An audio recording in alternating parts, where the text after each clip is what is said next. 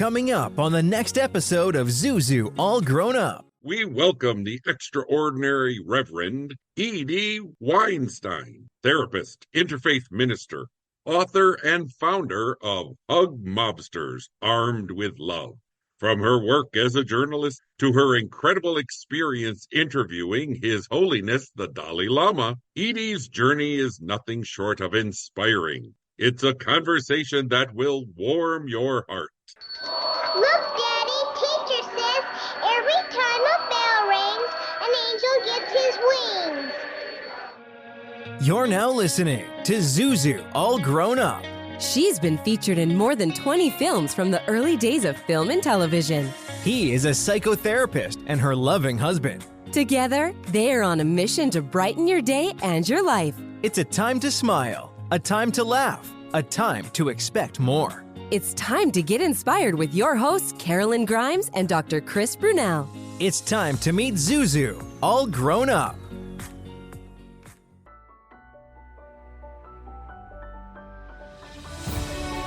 In this special episode of Zuzu, All Grown Up, and throughout this season, we'll honor Dr. Leo Buscaglia, affectionately known as the Hug Doctor, by exploring his profound teachings on love, self-acceptance, and positive connection. We'll delve into the impact his legacy continues to have on countless lives. Join us today for some of the poignant stories and reflections from those who were influenced by his work and share in his mission to spread love and hugs to the world. That's today on this very special edition of Zuzu, All Grown Up.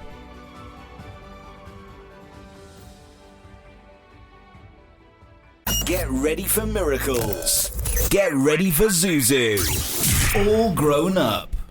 Today, we have a truly special guest. Reverend Edie Weinstein is a therapist, journalist, and author of The Bliss Mistress, Guide to Transforming the Ordinary into the Extraordinary. She is also the founder of Mobsters, Armed with Love, dedicated to spreading kindness through the simple act of hugging. Her career has taken her across many fields. She has interviewed some of the world's most fascinating people, and she carries forward the spirit of love and connection inspired by the legendary Dr. Leo Buscaglia. Reverend Edie, welcome to the show. Karolyn, Dr. Chris, take it away. Well, today we have a very beautiful lady with us, and her name is Reverend Edie Weinstein. So can you tell us a little bit about your career and the spiritual path that have led you to where you are today?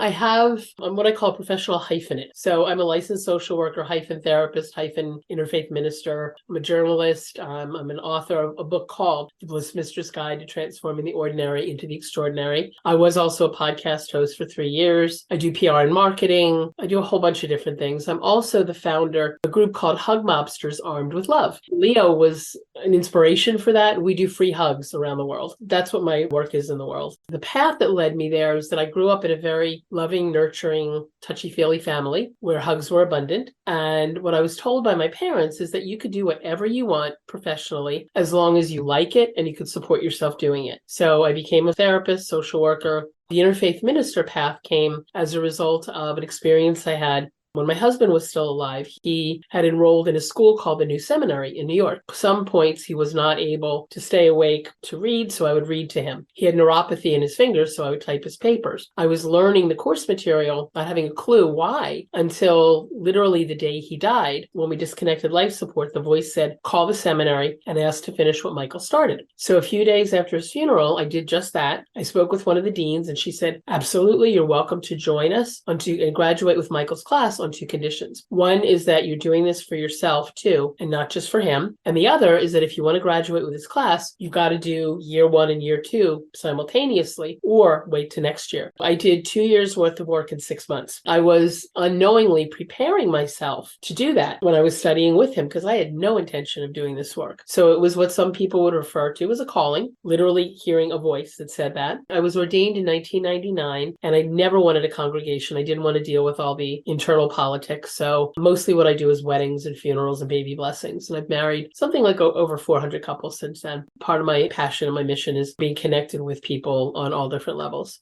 Okay, now we have to talk about your alter ego.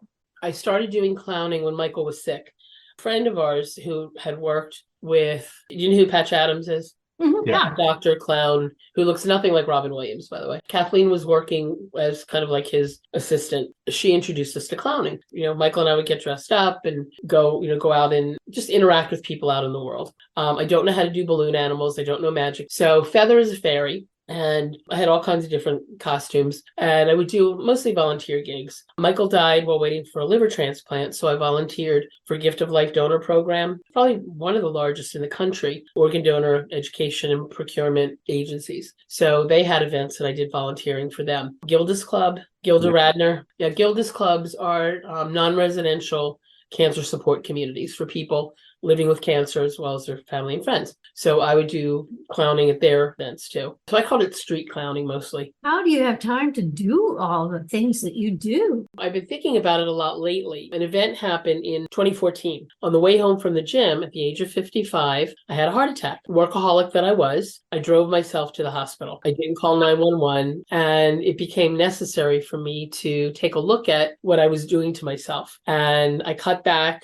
and then I ramped up again. And then I've had other health conditions where I cut back and then I ramped up again. So now at 65, I realize naps are my friend. I get to say no to things that I don't have the time or energy to do. I use my time and energy wisely. I watch my grandchildren 4 mornings a week. So they are my teachers for joy, for play. That's what my life looks like now. And still doing the free hugs thing. I haven't done it as much since the pandemic because it was a really big part of my life since 2014. That's how I started doing it. Right before the heart attack, I brought a group of friends to 30th Street Station, which is a big train station in Philadelphia, for a free hugs flash mob. And we hugged about 200 people. And one of them was an Iraq War vet. And he approached us and he told us that he was the only survivor of his platoon and he had survivor's guilt. And he thought about ending his life until he met us. So he asked to join us. Now, I have no clue what happened to the man after that day, but my fervent prayer is that he continues to live on and has found a renewed purpose. So I thought, wow, we've got something here. Hugs save lives. Mm-hmm. And then the heart attack happened. And as part of my cardiac rehab, I started walking around a nearby town called Doylestown, Pennsylvania. And I thought, why don't I combine the hugs with walking? Because hugs are cardiac friendly. And as Dr. Leo would have said, they're emotionally heart friendly too. Since then, I estimate, that I've hugged thousands and thousands of people.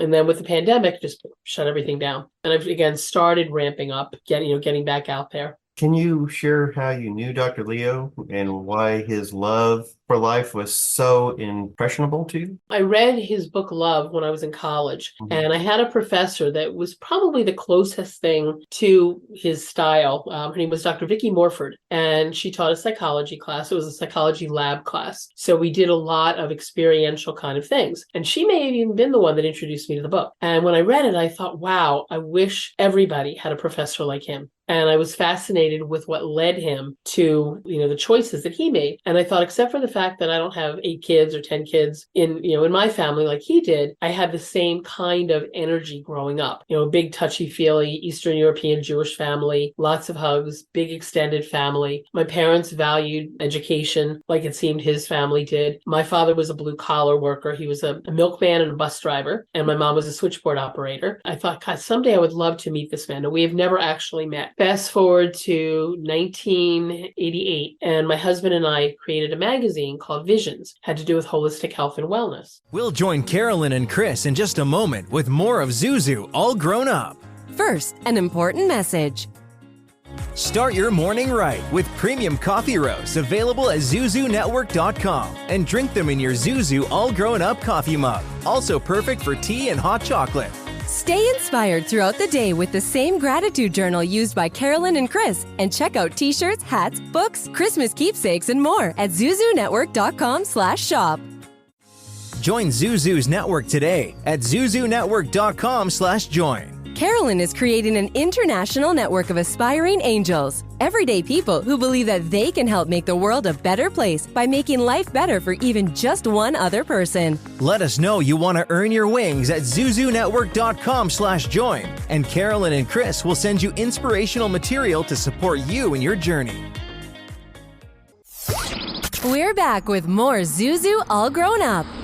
In October of 1988, I wrote an article about Dr. Leo. I wanted to interview him, but he didn't have the time. So I wrote the article instead. It was my way of introducing him to my circles. A couple months after that, I got a letter from him. I had interviewed hundreds of people in the time that I was a journalist, and he was only one of two people that sent me a thank you note. The other was Pete Seeger, folk musician. So the letter from Leo was about being glad that we could touch heart to heart, even if we've never actually met. I valued it and I posted it all over the internet. He inspires me. I just watched one of his videos prior to this. He was predicting something that the Surgeon General said in the past year, that there is an epidemic of loneliness, that we feel isolated, separate from each other. And that was even before the pandemic.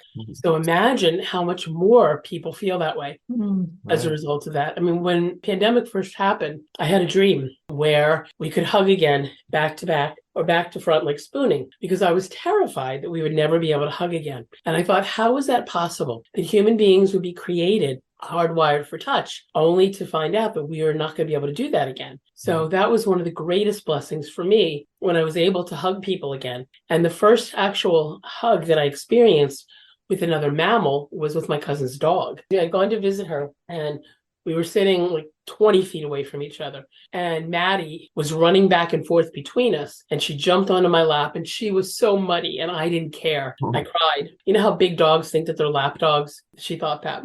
That was the first warm-blooded being that I hugged besides myself. And then after that, I hugged my family, my grandson, who was born in January of 2020. So he was the best thing that happened to our family that year. So I got to hug him. And once people were vaccinated, I felt safer going out into the world and hugging again.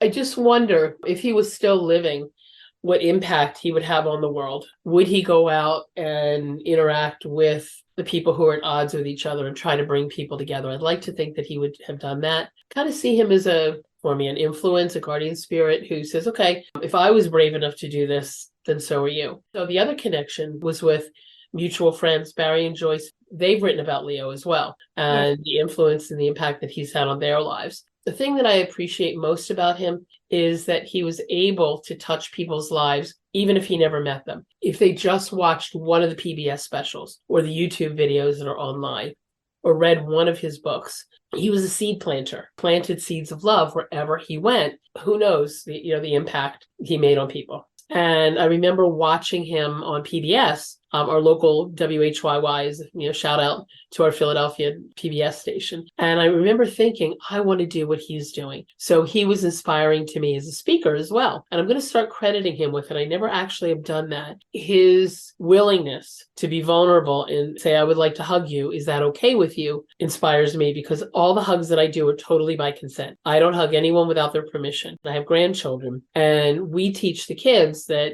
even they could say no to us as well. They could say no to their parents for hugs. They could say no to grandparents for hugs. And what my grandson Dean will do is he'll say no. And then as I'm heading out the door, he'll say, wait, Bubby, wait. Bubby's Yiddish for grandmother. Or he'll jump up into my arms. And at 4 years old, it's sometimes a little challenging. And then Lucy, who's 2, will hang on like a monkey climbing a tree. So they know that their bodies are their own and nobody hugs them without permission. The other thing that just connected me with Leo, I was playing with the kids, and my grandson found a leaf. He said, can the ants eat the leaves? And I said, yes. And he said, can I bring leaves in the house? And I remembered that that's what Leo did. And I said, we got to ask mommy and daddy first. I didn't want to assume that my son and daughter-in-law would be okay with bringing a whole bunch of leaves in the house. But maybe he was channeling Leo and didn't even know it. That was my initial connection with him. When he died, it was like losing a friend.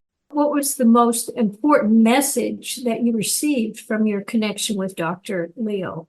There are no accidental people. Everybody's here on purpose, and everybody has a purpose. It's acceptable to be vulnerable, because how do we get to know each other unless we show each other our hearts. He was willing to peel off the layers and say, I have needs too. I get scared too. I get hurt if somebody says no to me too. But he was willing to approach people. I mean, I do the same thing in grocery supermarkets. I talk to people walking down the supermarket aisle.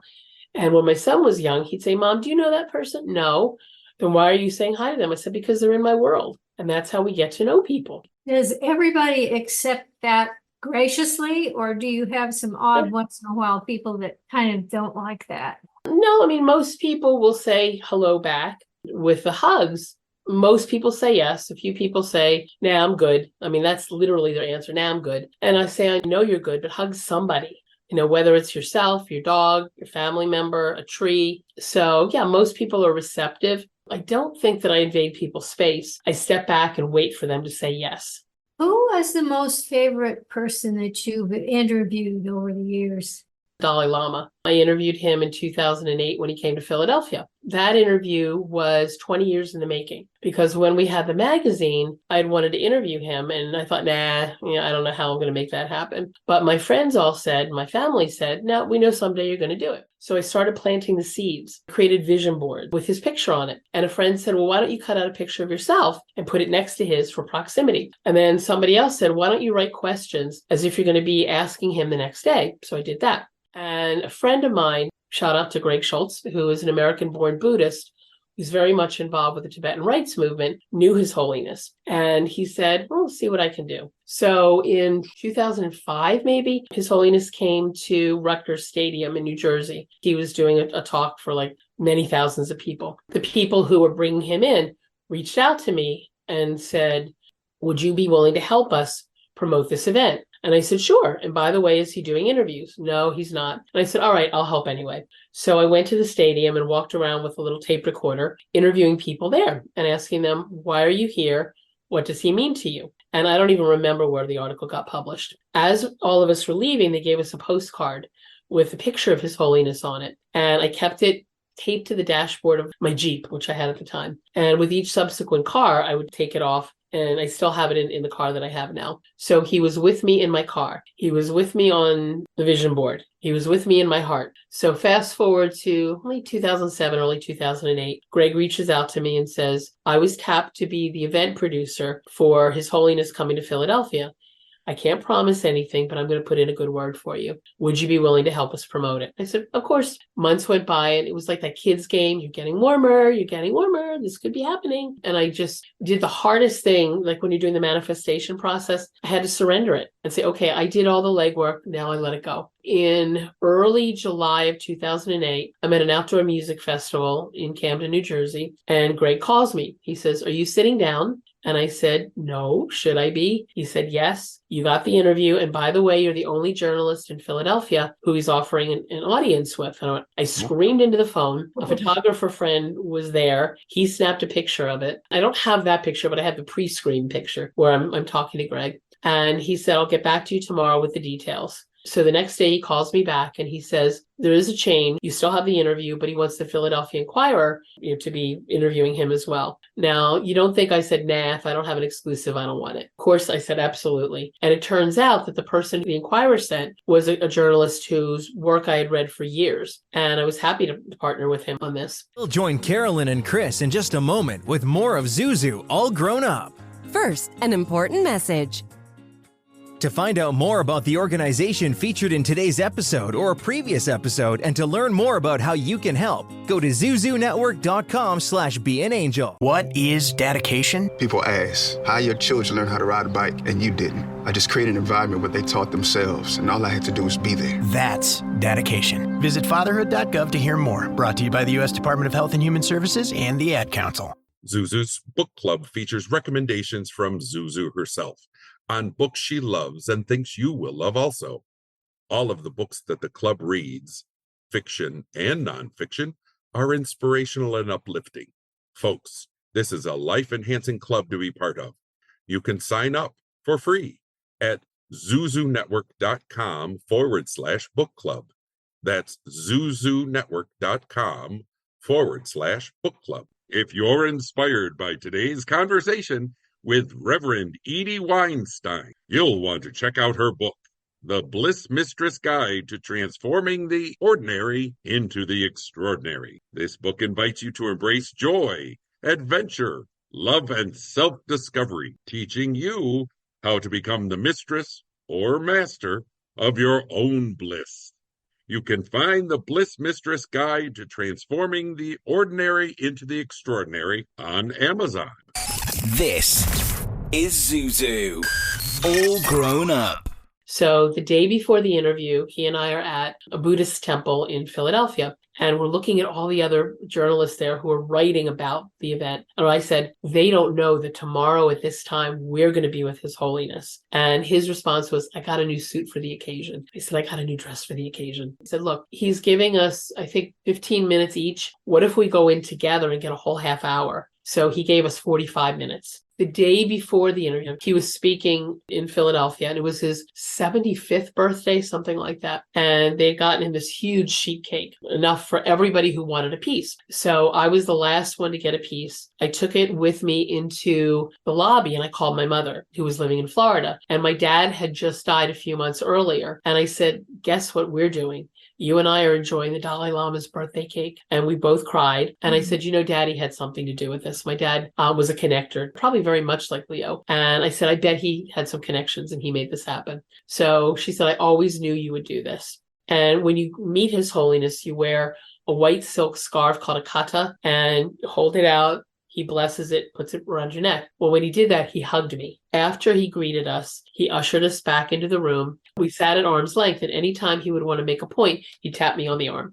So we did the interview, and right afterwards, and I should have taken the day off from work, but I didn't. I was working in a psychiatric hospital at the time as a social worker. So I had to rush from Philadelphia to do my job, work a full day, and I had to have the article into a local newspaper by 9 o'clock that night. And I wrote the article, came home, sent it to my editor. He sent it back and forth, back and forth. So by midnight, he accepted my final copy of it. The next morning at 4 o'clock in the morning, 5 o'clock in the morning, I wake up and look to see if it's online. And it wasn't. So I called the local convenience store, and here it's called Wawa, W-A-W-A. I called and I said, is today's Intelligencer out? Yes, it's out. Is there a story about the Dalai Lama on the front page? Yes, it's there. Okay. And I rushed in my pajamas, picked it up, looked at the newspaper, and my heart sank. The article took up one column on the front page and then another section in the magazine. The 3/4 of the page was taken up by an article about backyard wrestling. He titled my article, The Dalai Lama Urges Nurturing. But the interview itself was not what I wrote. It was more of a news story. And my heart sank again. And I called a friend who was living in California at the time, and I knew he was up late anyway. He responded,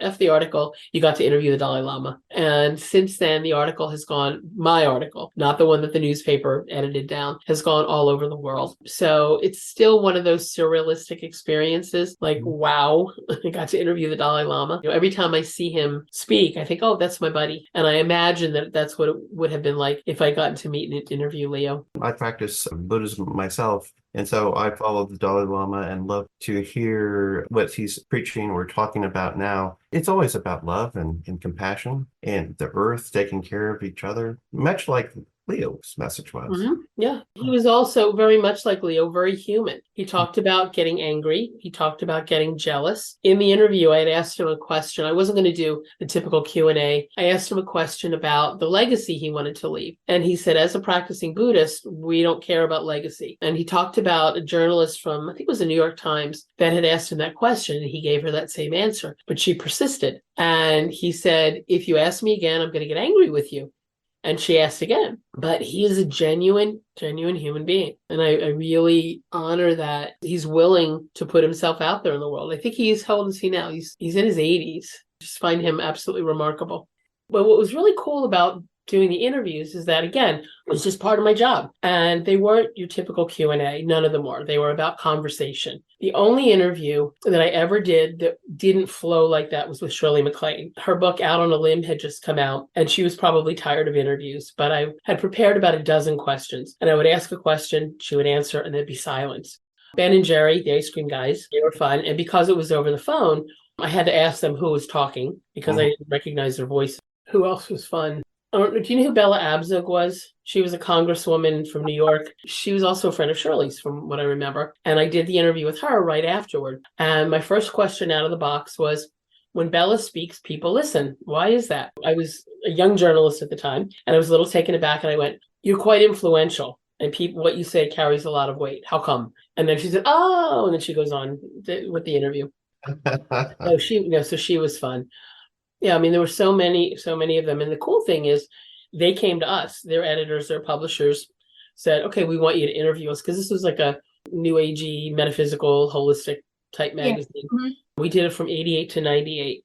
The interviews, that's what launched me into journalism, because I don't have a background or degree in journalism. I just do it because I love talking to people and getting to know them. Oh, that's pretty great. Is there anything you would like to ask? I would like to read your article that you wrote about the Dalai Lama. I'll send it to you. That'd be great. Thank you. We've enjoyed having you. Thank you. Thank you. I appreciate it.